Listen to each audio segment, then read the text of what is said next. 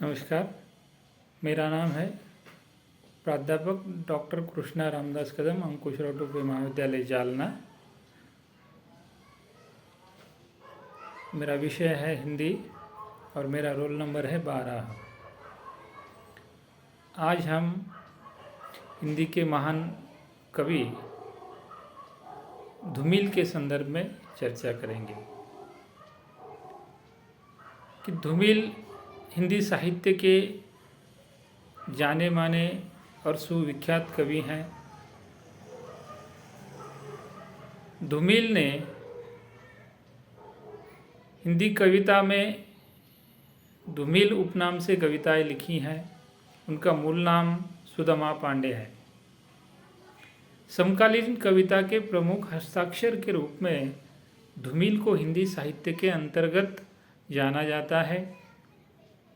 उसी प्रकार एक विद्रोही कवि के रूप में भी उनका हिंदी कविता के क्षेत्र में अनन्य साधारण इस प्रकार का महत्व रहा है। उनका जन्म 9 नवंबर 1936 को उत्तर प्रदेश के वाराणसी जिले के खेवली नामक गांव में हुआ था। धूमिल को ज़्यादा आयु प्राप्त नहीं हुई। आर्थिक परिस्थिति, गरीबी और ब्रेन ट्यूमर जैसी बीमारी के कारण केवल 38 वर्ष की उम्र में ही, अल्पायु में ही उनका निधन हो गया। उनका पूरा जीवन जो है संघर्षमय रहा है, परंतु इतने कम समय में उन्होंने इस प्रकार की कविताएं लिखी कि वो हिंदी कविता के प्रमुख हस्ताक्षर बन गए। आज तक उन्होंने जो कविताएं लिखी, उनके प्रमुख रूप से 3 कविता संग्रह प्रकाशित हो चुके हैं। वो जीवित थे तब तक उनका एक ही कविता संग्रह प्रकाशित हो चुका था, जिसका नाम है संसद से सड़क तक। और उनके मृत्यु के पश्चात उनके और 2 कविता संग्रह प्रकाशित हुए, जिनके नाम है सुदामा पांडे का प्रजातंत्र और कल सुनना मुझे। और कल सुनना मुझे इस कविता संग्रह के लिए भारत सरकार ने उन्हें साहित्य अकादमी पुरस्कार से जो है सम्मानित किया है।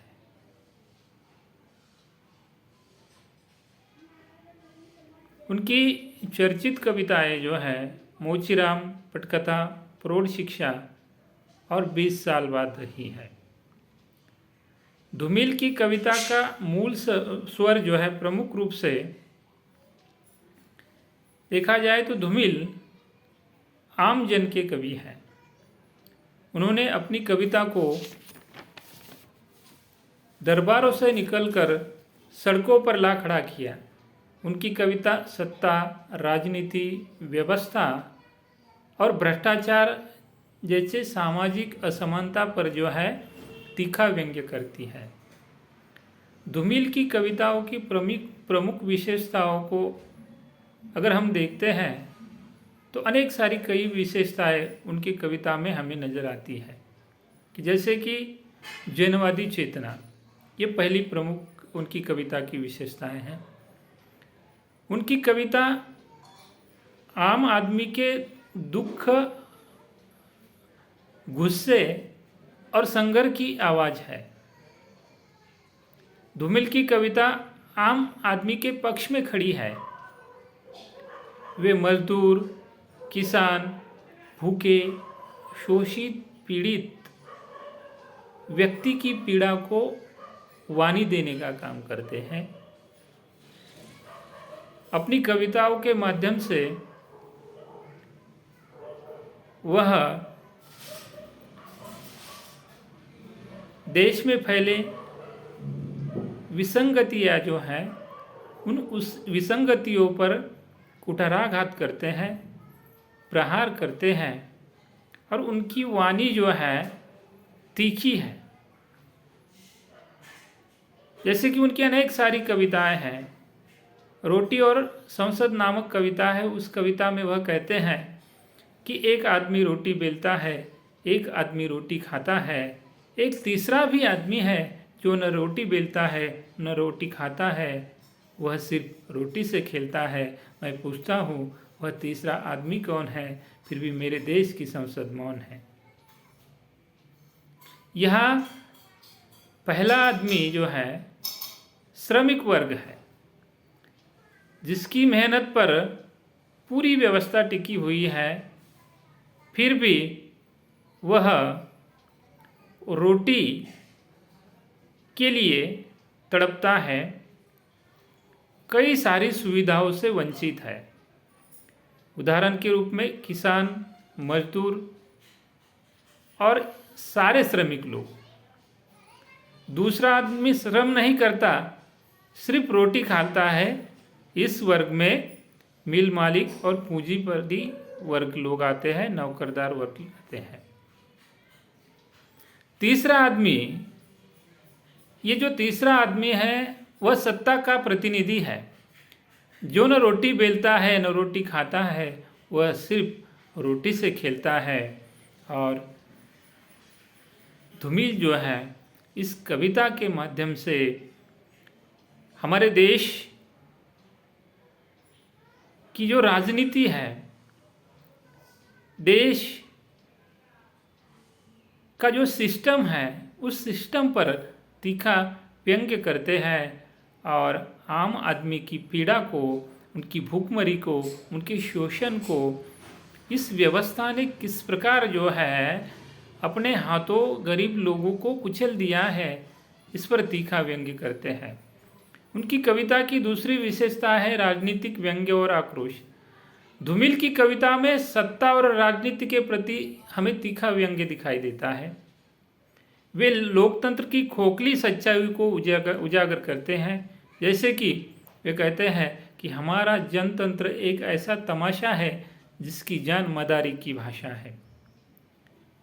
यह पंक्ति लोकतंत्र को और लोकतंत्र के दिखावटी खेल को जो है उजागर करती है, जहां जनता को शब्दों और खोखले नारों से बहलाया जाता है, उन्हें प्रलोभन दिखाए जाते हैं, बड़े बड़े उनसे वादे किए जाते हैं और चुनाव के वक्त जो है अलग अलग नेता उन्हें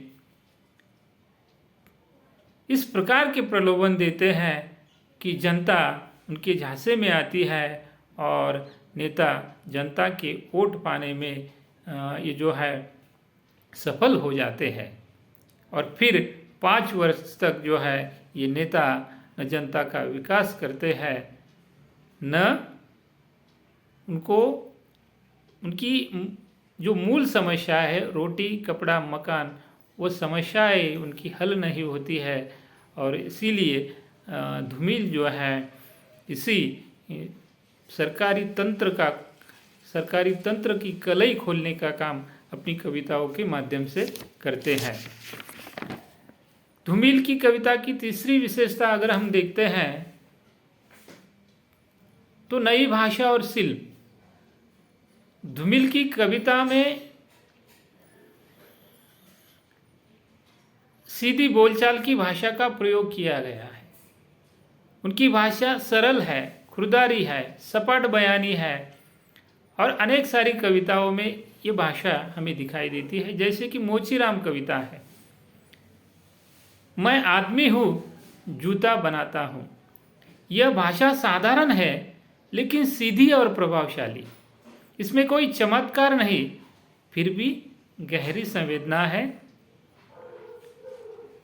भाषा अभिव्यक्ति का सशक्त माध्यम होता है और अगर उस भाषा में जो है सपट बयानी हो, सरलता हो, तो वह पाठकों तक जल्दी पहुंचती है। और ऐसे ही भाषा का प्रयोग धूमिल ने अपनी कविताओं के माध्यम से किया है। उनकी कविता की चौथी विशेषता है प्रतीकों का अनोखा प्रयोग। धूमिल अपनी कविताओं में रोजमर्रा की चीज़ों को प्रतीक बनकर बड़े अर्थ रूप में प्रकट करते हैं। कि जैसे कि रोटी रोटी ये जीवन और अधिकार का प्रतीक है। सड़क आम जनता का प्रतीक है। संसद सत्ता का प्रतीक है। कुर्सी सत्ता के लालच का प्रतीक है। उदाहरण के रूप में कि एक आदमी रोटी बेलता है, यहाँ रोटी से खेलना सत्ता द्वारा जनता के जीवन के साथ खिलवाड़ करना प्रतीक बताया गया है। उनकी कविता जो है अनेक सारे प्रतीक जो है लेकर पाठकों को जो है अपने विचारों से सराबोर कर देती है। और उनकी कविता की और एक विशेषता है, पांचवी, रोमांटिकता का विरोध। हम देखते हैं कि आधुनिक काल में स्वच्छंदतावादी कविता का स्वर और एक धारा प्रमुख रूप से हिंदी साहित्य के अंतर्गत प्रवाहित होती हुई हमें दिखाई देती है। परंतु धूमिल जो है न ऐसे रोमांटिक और कल्पना, सौंदर्य और प्रेम की कोमल दुनिया में जीने वाले कवि नहीं है, बल्कि वे यथार्थ जीवन को जीने वाले कवि हैं। उनकी कविता जमीन पर खड़े किसान और मजदूरों की बात करती है, गरीब लोगों की बात करती है। उनकी संवेदनाओं को कविता के माध्यम से अभिव्यक्त करने का प्रयास करती है।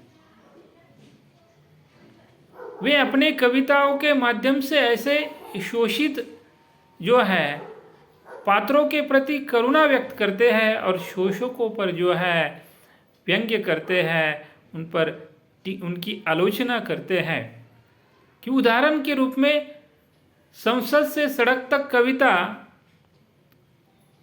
उस कविता में जो है वह कहते हैं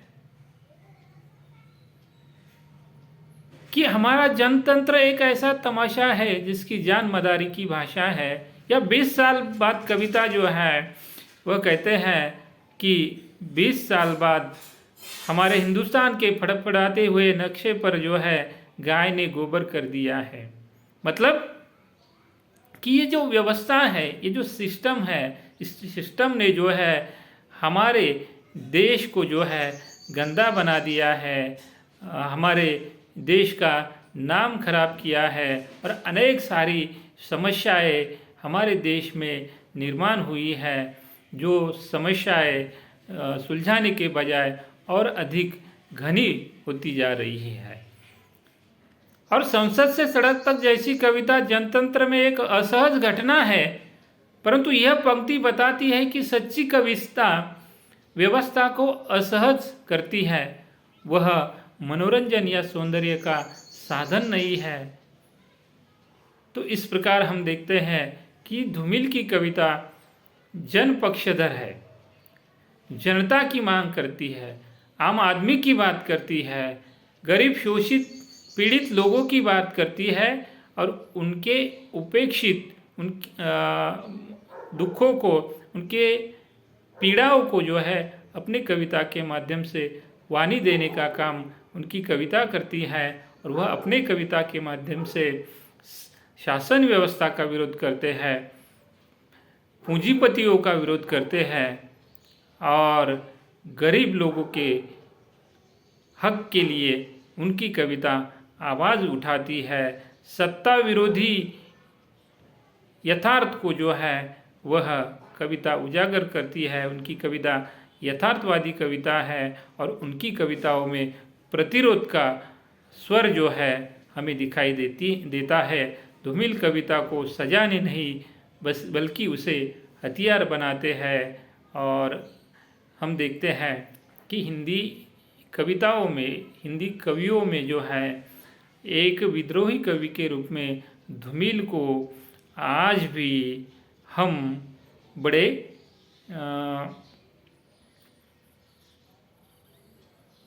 सहज रूप से जो है उन्हें स्वीकार करते हैं, उन्हें पढ़ते हैं और उनकी कविताएं पाठकों के सामने जो है एक प्रेरणा बनने का काम करती है और हमारे व्यवस्था पर तीखा प्रहार करती है। तो इस प्रकार धूमिल का हिंदी साहित्य के अंदर कविता के क्षेत्र में अनन्य साधारण इस प्रकार का योगदान रहा है। धन्यवाद।